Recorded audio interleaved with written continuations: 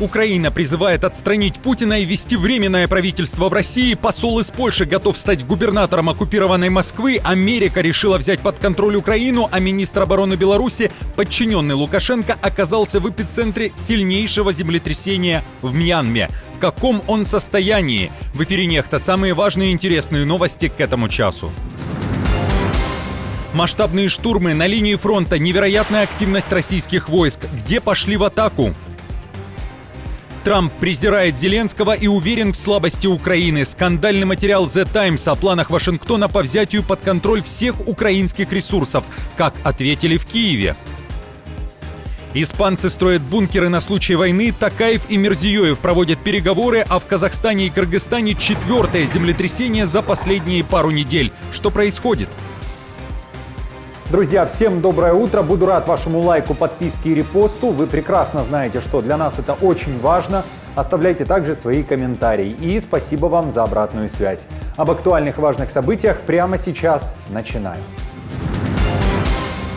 Россияне рекордно увеличили количество атак на фронте. Речь идет о более чем 200 штурмов в сутки. Такое происходит впервые в этом году. Об этом пишет украинский мониторинговый канал Deep State, ежедневно отслеживающий изменения на линии фронта. Это самая высокая трехдневная интенсивность в году. Враг активно наступает на Купянском, Лиманском, Торецком, Времеевском и Курском отрезках фронта. Самой тяжелой ситуация остается на Покровском, где интенсивность атак врага приближается к уровню второй половины января этого года. Американский институт изучения войны при этом пишет, что ВСУ штурмуют позиции россиян. Происходит это в Донецкой области. Украинские военные совершили незначительное, но продвижение возле Боровой, Торецка, Покровска и Курахова. Военные аналитики говорят, что сейчас Украина не просто так наносит удары по тылам путинской армии.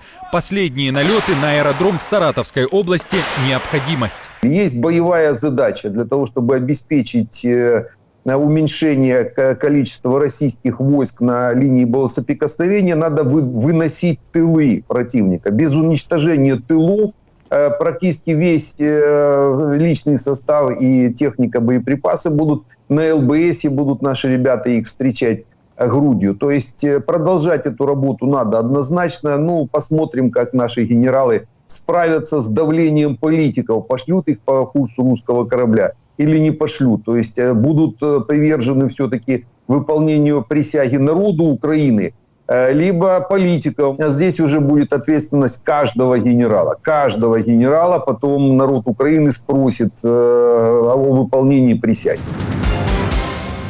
Америка решила захватить Украину. Речь не об оккупации, а о захвате контроля над природными ресурсами страны в качестве платы за посредничество в прекращении огня.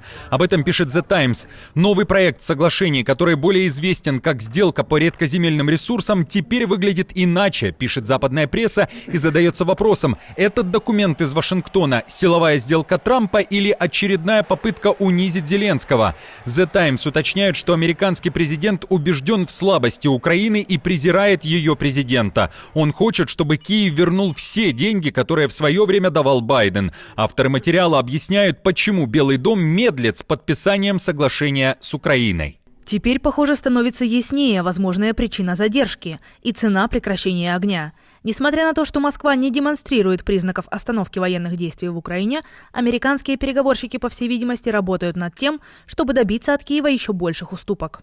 В украинском офисе президента при этом заявили, что работа над финальной версией соглашения действительно ведется. Каким оно будет, не уточняют. На сьогоднішній день остаточної версії про ресурсні копалини не існує. Це все поки що обговорення теоретичні чи там інсайдерські. Насправді на рівні Міністерств юстиції, Міністерств фінансів, де продовжується обговорення. Як тільки буде офіційна версія, вона буде оприлюднена і відповідні коментарі будуть надані інституціями, я маю на увазі представниками або Мін'юсту, або Мінфіну України чи Сполучених Штатів. І тоді можемо говорити вже про відповідність тих чи інших позицій. По данным сразу нескольких западных медиа, США настаивают на заключении нового соглашения с Украиной, которое будет распространяться на все природные ресурсы, включая нефть и газ, а также на основные энергетические активы страны. При этом о гарантиях безопасности в документах вновь ни слова. Как вам такие аппетиты Америки? Что думаете об этом? Кремль передал послание Трампу и Зеленскому: готовы вновь официально бить по энергообъектам Украины, если Украина ударит по таким объектам в РФ первой. Подчиненный Путина Песков уверяет, что на данный момент Россия не запустила ни одной ракеты или дрона и придерживается прежних договоренностей. Российская сторона достигла понимания и договоренности с американскими коллегами. При этом, разумеется, российская сторона оставляет за собой право в случае несоблюдения этого моратория киевским режимом, конечно же, тоже его не соблюдать. Но было бы, наверное, нелогично, соблюдать нам и каждую ночь сталкиваться с попытками ударов по объектам нашей энергоинфраструктуры. В Украине же заявляют, что РФ позавчера воздержалась от ударов по энергетике, а потом все-таки атаковала объекты в Херсонской и Полтавской областях. В Киеве потребовали ответной реакции партнеров. Генштаб ВСУ открыто заявляет, украинские военные наносят удары исключительно по военным объектам России и придерживаются договоренностей. РФ хочет подставить Украину, считает Генштаб. Ежедневные информационные вбросы и дезинформация, которые распространяют военное ведомство РФ, направлены на дискредитацию Украины, а также дипломатических усилий Украины и ее партнеров. Тактика России по затягиванию войны остается неизменной. В Лондоне же заявляют, терпеть Путина не стоит, Россию надо давить санкциями. Кроме того, Кремлю пора поставить условия, а точнее временные рамки, и дать понять, что долго ждать его согласия на прекращение огня никто не собирается.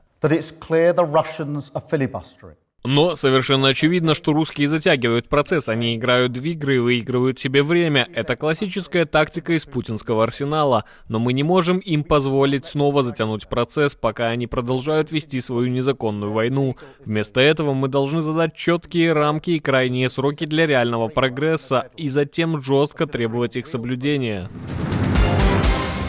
Украинский посол в Польше готов стать губернатором оккупированной Московской области. Так Василий Боднар отреагировал на идею Путина о введении в Украине временной власти под эгидой ООН для дальнейшего проведения выборов. Боднар заявил, что Украина демократическое государство, и когда военное положение будет отменено, президентские выборы в стране обязательно проведут, без какого-либо влияния со стороны России или ООН. И, конечно же, сейчас Украина не согласится ни на какую временную администрацию. Конечно, нет. Более того, когда Россия начнет распадаться, я первым подамся на губернатора оккупированной Москвы, чтобы правильно управлять этими разваливающимися территориями. Это мой ответ. То есть вы хотели бы быть губернатором Москвы, господин посол? Вы готовы взять на себя такую миссию?